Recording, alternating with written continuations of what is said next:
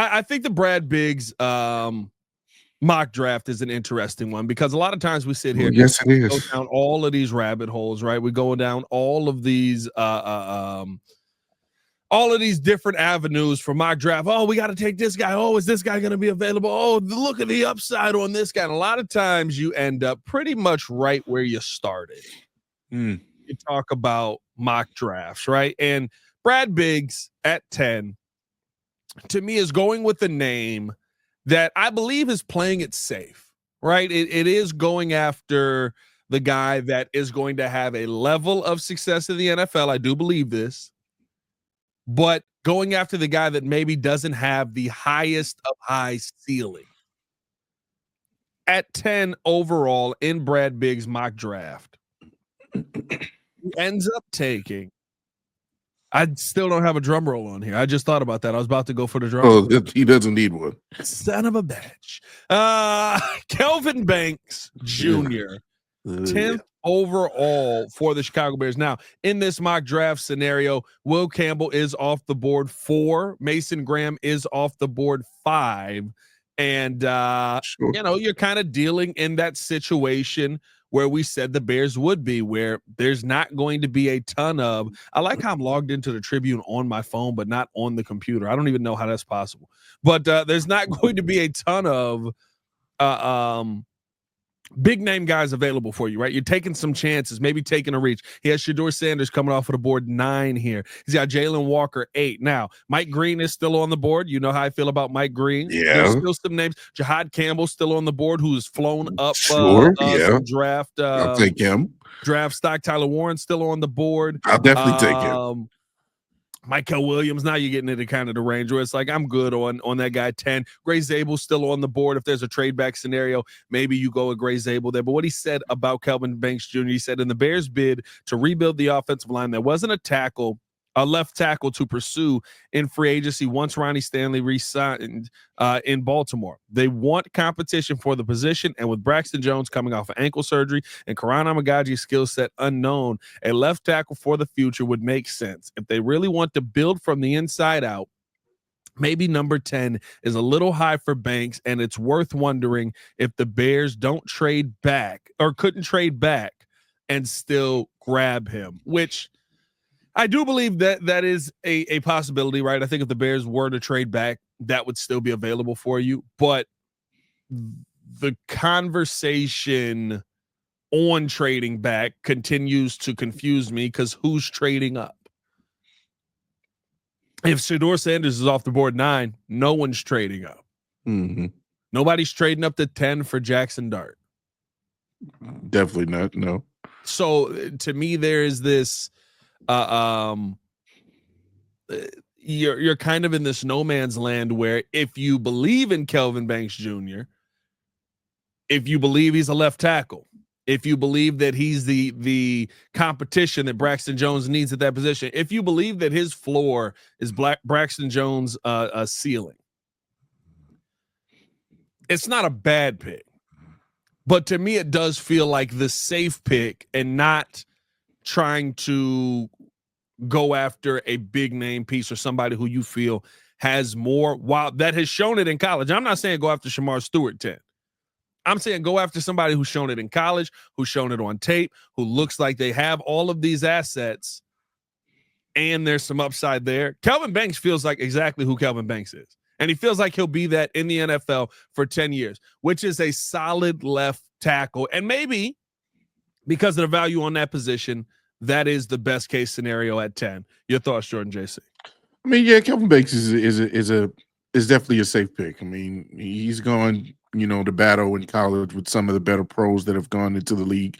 Coming from a decent program in Texas, has the technical sound part of the game down good. He's kind of scrappy, but if you're talking about the value at 10, when you still have possibly the best tight end, not even possibly the best tight end still on the board, when you have, like we mentioned, a Mike Green who was very productive with the amount of snaps, or rather sacks, I should say, leading all of FBS, like that's where I would lean towards.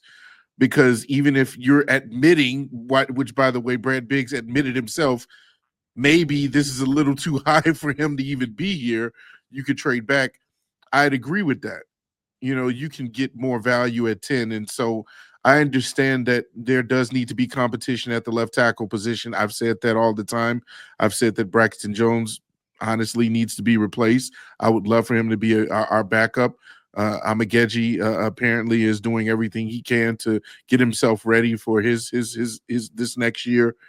However, I would want to bring somebody in probably in the later rounds to compete with those guys. If we're talking about who we're taking it in, Kelvin Banks is not on my radar anymore. There's reasons why he fell down the draft board. And I understand that you got guys like Mimbu that are off the board. You mentioned, Will Campbell off the board as well. Josh Simmons, I've praised that name a million times. Josh Simmons is still there. I think without the injury, Josh Simmons is way better than Kelvin Banks Jr., in my opinion. And so you got names still on the board. For me, and even the NFL comparison that they have here, because I like NFL comps, they got Peter Skoronski. I'm not too high on Peter Skoronski. You know what though? I always feel weird when they give you a NFL comp from the season before. You know what I mean? You think that's a little too premature? It's always just like, okay, but you don't know what Peter Skoronski is consistently in the NFL yet.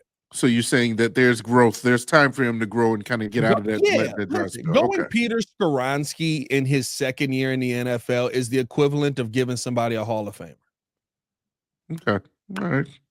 You know what I mean? And it's one of those where it's like you're going big on one end, but you're going the lowest of low on the other. Like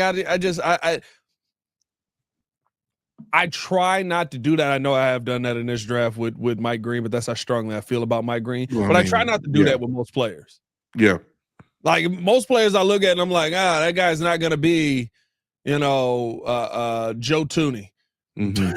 Yeah, he really projects to be Joe Tooney. Or the dude that hasn't missed a AFC title game in 8 years. That's who he projects to be. Like, I feel like you do a lot of the players a disservice when you put that high of highs on their name. And I feel like it's the same conversation where you put the lows of lows on a lot of these players' names. But I think the big thing with all of this to me when talking about the possibility of going out and adding a guy like Kelvin Banks Jr. is, to me, it's not a negative. It's just not the positive that we thought. You know what it is? It's if you had traded Marcus Pfizer and gotten Dwayne Wade, that's leaps and bounds better than ending up with Kirk Heinrich and Luol Deng. But Kirk Heinrich and Luol Deng are good. Very good seasons, very good careers. Like what we saw from Kirk and Luol. Like the game that they had, like how they, were a part of the Bulls, or some of our favorite Bulls of the 2000s, right? Sure. I'd rather have D Wade. Top 3 shooting guard, top 5 shooting guard of all time. Like I would rather have the guy who is the big name, who is the more explosive player, who is to me the obvious pick. But you want to hold on to Marcus Pfizer. That's some previous beef. Don't worry about that. But that's how this feels to me, right? Like Kelvin Banks Jr. is fine. He's going to be a good left tackle. Probably projects better as a left guard, which may, in this case, be a better situation for you. Because again, as much as we've talked about Joe Tooney, as JC Joe Tooney, yeah. As much as we talked about Joe Tooney and how much he impacts his team, Joe Tooney's 31, 32 years old. Like, it's not going to be very long. You're talking about 3 years, maybe max, unless he's one of those weird players who's just like, hey, like, I could just play till 40. I'm just really good at this. There are some of those dudes. There's some of those dudes, right? Jason Peters still getting calls. Like, there's some of those dudes who are great Jason like that. Peters. But more times than not, that's not the case in the game of football. And so, like, maybe in this situation, taking Kelvin Banks, who is playing left tackle now, who probably can move in and projects more as a guard in the future, And maybe that's a better position for him. Maybe that is an answer for you. Or worst case scenario, he's your left tackle for the next 10 years.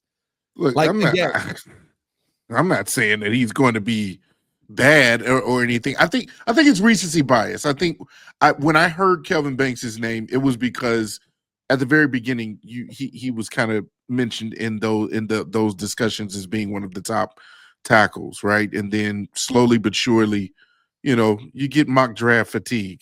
I think that's where I'm at right now. As I mentioned at the beginning, I'm getting mock draft fatigue. It's just like I don't expect nothing to do with Kelvin. You just sick of mocks. Yeah, man. I've heard his name in the beginning of the first mocks for the beginning of this season. Now we're at the end of the thing, and we're almost there at the actual draft. And he's still, and Brad thinks that he's going to be there at 10. I think that he's already fallen into the teens and into the 20s, in my opinion. So maybe that's just me. I don't think that he'll be a bad player. I just thought that the value for that pick is a little bit higher than picking him. And so, I expect him, if you were to pick him, to come in and truly challenge for that left tackle. And like you said, maybe even guard position down the road, but it's not like he's a bad or there's a lack of talent there. I think I'm just getting a little tired. What would be interesting to see is how far you can go before somebody would grab him. If you were to move down, maybe you swap places, either Atlanta or the Colts. Maybe if you got a trade back situation on that. But outside of that, again, I keep bringing this up, the trade back scenario that the Bears are in. There's nobody who I think wants to trade up. Why would I give up assets? Again, Ryan Poles said it best. There are guys at 10 that you're going to look at their value and see the same value as guys who are at 40. There are guys at 40 who you're going to look at their value and see the same value as a guy who's at 60.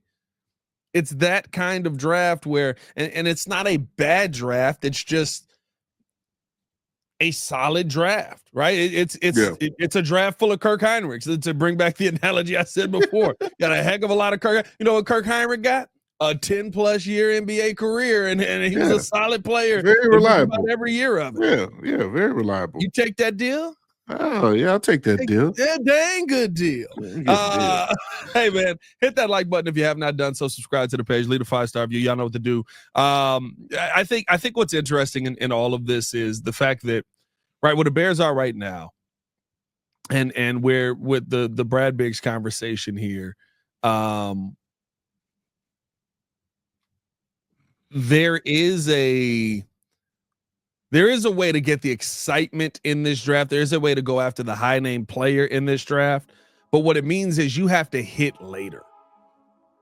You have to hit on the draft names later on in the draft. And I think that Field Yates and Mel Kiper did that with their mock draft.